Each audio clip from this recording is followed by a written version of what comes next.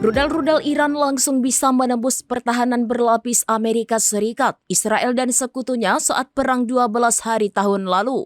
Mengutip Tribunnews pada 6 Februari 2026, kabar ini merujuk pada konfrontasi militer antara Iran dan Israel pada Juni 2025 lalu. Mengingat konfrontasi itu kini telah menjadi sorotan global.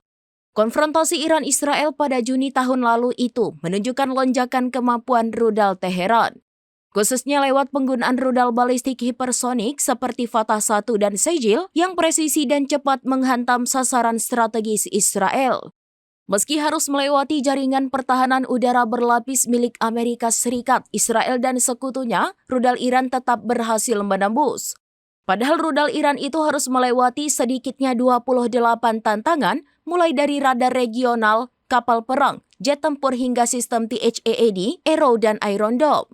Sehingga fakta ini menjadi sinyal strategis di mana bahkan sistem pertahanan paling canggih dan mahal sekalipun tidak sepenuhnya kebal terhadap serangan modern Iran.